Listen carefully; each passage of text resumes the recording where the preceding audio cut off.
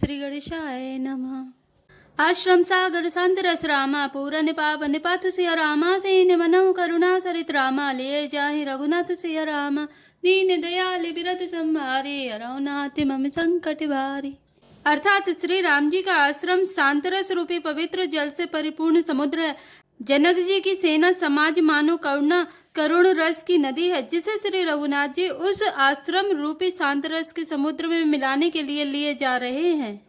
बोरति ज्ञानी विरागी करारे वचन ससोगी मिलत नदी नारे सोचे उषा से समीर तरंगा धीरज तट तरुवर कर भंगा। अर्थात यह करुणा की नदी इतनी बड़ी हुई है कि ज्ञान वैराग्य रूपी किनारों को डुबाती जाती है। शोक भरे वचन नद और नाले हैं जो इस नदी में मिलते हैं, और सोच की लंबी सांसें आहें ही वायु के झरोकों से उठने वाली तरंगे हैं जो धैर्य रूपी किनारे के उत्तम वृक्षों को तोड़ रही है। विषम विषाद तुरापति धारा भय भ्रम भंवर अवर्त अपारा केवट बुद्ध विद्या बड़ी नावा सकई नखे में एक नहीं आवा। अर्थात भयानक विषाद शोक ही उस नदी की तेज धारा है, भय और भ्रम मोह ही उसके असंख्य भंवर और चक्र है। विद्वान मल्लाह है और विद्या की बड़ी नाव है, परंतु वे उसे खे नहीं सकते हैं, उस विद्या का उपयोग नहीं कर सकते हैं। किसी को उसकी अटकल ही नहीं आती है। बनचर को लेके रात बिचारे थके बिलो की पति कहीं हारे आश्रम उदति मिली जब जाए मनहु उठे अम्बुधि अकुलाई। अर्थात वन में विचरने वाले बेचारे कोल की रात ही यात्री हैं जो उस नदी को देखकर हृदय में हार कर थक गए हैं। यह करुणा नदी जब आश्रम समुद्र में जाकर मिली तो मानो वह समुद्र अकुला उठा, खौल उठा। सो के विकल दूराज समाजा रहा न ज्ञान नदी रजुलाजा भूप रूप गुणशील सराही रो वही सो के सिंधु अब गाही। अर्थात दोनों राज समाज शोक से व्याकुल हो गए। किसी को न ज्ञान रहा, न धीरज और न लाज ही रही। राजा दशरथ जी के रूप गुण और सील की सराहना करते हुए सब रो रहे हैं और शोक समुद्र में डुबकी लगा रहे हैं। अब गाहि शोक समुद्र सोचहि नारी नरे व्याकुल महा दे दोष सकल सरो से बोलहि बाम विधि कीनो कहा सुर सिद्ध तापस जोगी जन मुनि देखी दशा विदेह की तुलसी न समिरत को जो तरि सकै सरित स्नेह की। अर्थात शोक समुद्र में डुबकी लगाते हुए सभी स्त्री पुरुष महान व्याकुल होकर सोच चिंता कर रहे हैं। वे सब विधाता को दोष देते हुए क्रोध युक्त होकर कह रहे हैं कि प्रतिकूल विधाता ने यह क्या किया।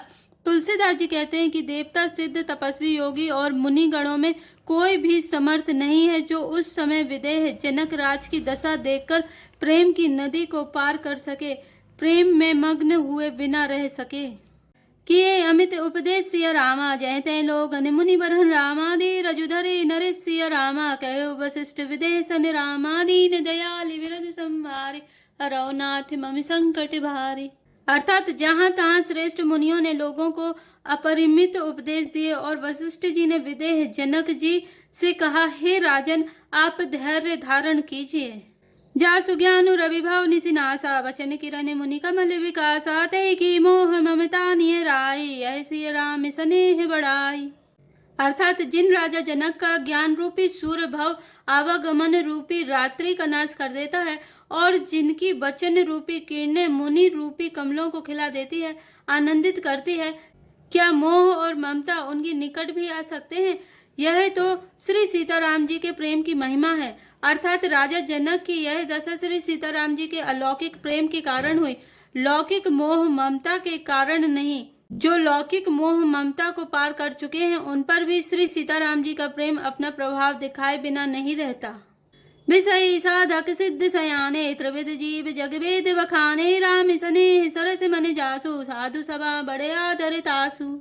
अर्थात विषयी साधक और ज्ञानवान सिद्ध पुरुष जगत में ये तीन प्रकार के जीव वेदों ने बताए हैं। इन तीनों में जिनका चित्त श्री राम जी के स्नेह से सरस सराबोर रहता है, साधुओं की सभा में उसी का बड़ा आदर होता है। सोहन राम प्रेम बिनु ज्ञानो करण धार बिनु जिमि जल जानो मुनि बहुविधि विदेह समुझाए राम घाट सब लोग नहाए। अर्थात श्री राम जी के प्रेम के बिना ज्ञान शोभा नहीं देता, जैसे कर्णधार के बिना जहाज। वशिष्ठ जी ने विदेहराज जनक जी को बहुत प्रकार से समझाया। तदंतर सब लोगों ने श्री राम जी के घाट पर स्नान किया। सकल शोक संकुल नर नारी, शोभा स्वरूपितो बिनुबारी, पशु खग मृग नकीन आहारू, प्रिय परिजन कर कौन विचारू। अर्थात स्त्री पुरुष सब शोक से पूर्ण है। वह दिन बिना ही जल के बीत गया। भोजन की बात तो दूर रही, किसी ने जल तक नहीं पिया। पशु पक्षी और हिरणों तक ने कुछ आहार नहीं किया। तब प्रियजनों एवं कुटुंबियों का तो विचार ही क्या किया जाए। दो समाज निमिराजु रघुरामा, राजु नहाने प्रात सिया रामा, बैठे सब बट बिटप तर रामा, मन मलिन कृसगत सिया रामा, दीन दयाल बिरधु संहारी, हरौ नाथ मम संकट भारी। अर्थात निमि राज जनक जी और रघुराज रामचंद्र जी तथा दोनों ओर के समाज ने दूसरे दिन सवेरे स्नान किया और सब बड़ के वृक्ष के नीचे जा बैठे। सबके मन उदास और शरीर दुबले हैं। जय महेश्वर दशरथ पुरवासी, जय मिथिलापति नगर निवासी, हंस वंश गुर जनक पुरोधा, जिन जग मगु परमारधु शोधा। अर्थात जो दशरथ जी की नगरी अयोध्या के रहने वाले और जो मिथिलापति जनक जी के नगर जनकपुरी के रहने वाले ब्राह्मण थे तथा सूर्यवंश के गुरु वशिष्ठ जी तथा जनक जी के पुरोहित सतानंद जी, जिन्होंने सांसारिक अभ्युदय का मार्ग तथा परमार्थ का मार्ग छान डाला था, लगे कहन उपदेश अनेका, सहित धर्म नय विरति विवेका, कौशिक कही कही कथा पुरानी, समझाई सब सभा सुबानी। अर्थात वे सब धर्म नीति वैराग्य तथा विवेक युक्त अनेकों उपदेश देने लगे। विश्वामित्र जी ने पुरानी कथाएं इतिहास कह कहकर सारी सभा को सुंदर वाणी से समझाया। तब रघुनाथ कौशिक ही कहेऊ, नाथ काली जल बिनु सबु रहेऊ, मुनि कहे उचित कहत रघुराई, गयऊ बीती दिन पहर अड़ाई। अर्थात तब श्री रघुनाथ जी ने विश्वामित्र जी से कहा कि हे नाथ, कल सब लोग बिना जल पिए ही रह गए थे, अब कुछ आहार करना चाहिए। विश्वामित्र जी ने कहा कि श्री रघुनाथ जी उचित ही कह रहे हैं, 2.5 पहर दिन आज भी बीत गया। ऋषि रुखलखी कहते रहुति राजू, यहाँ उचित नहीं असने अनाजू, कहा भूप भल सबहि सुहाना, पाए रजा यसु चले नहाना। अर्थात विश्वामित्र जी का रुख देखकर तिरहुत राज जनक जी ने कहा, यहाँ अन्न खाना उचित नहीं है।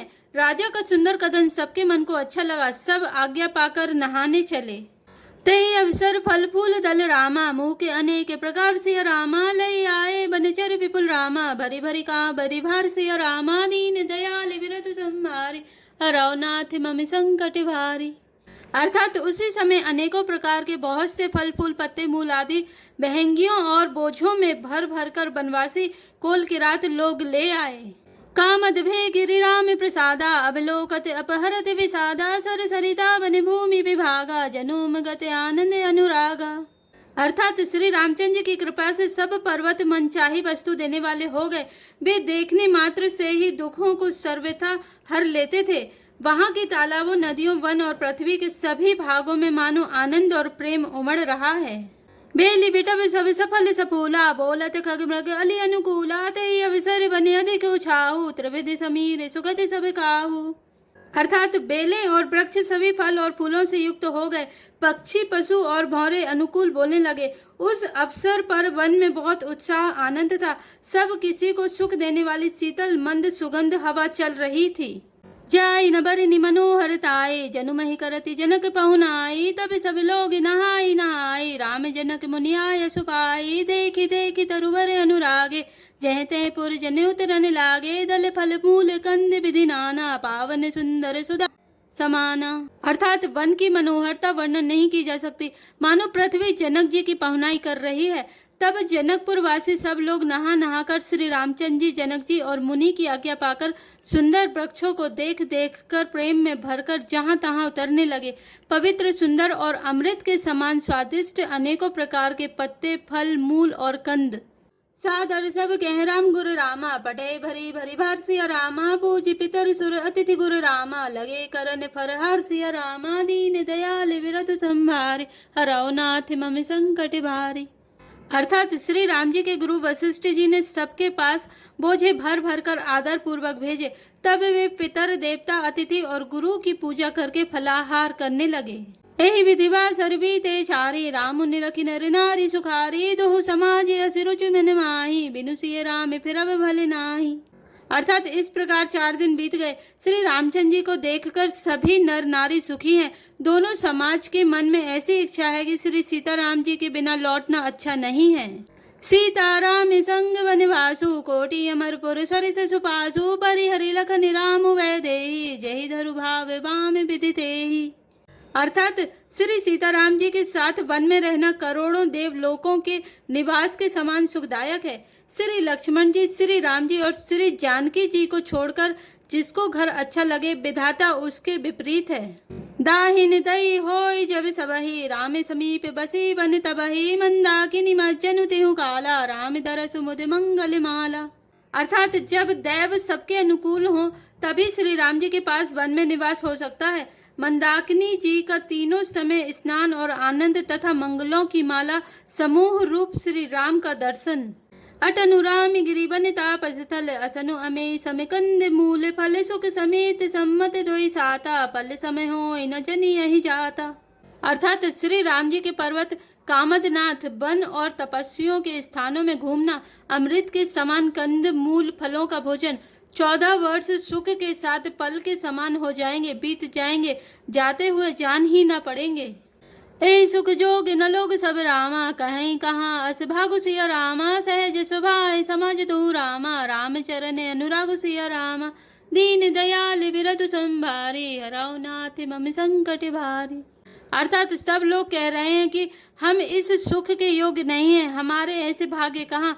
दोनों समाजों का श्री रामचंद्र जी के चरणों में सहज स्वभाव से ही प्रेम है। जय श्री राम, जय जय हनुमान।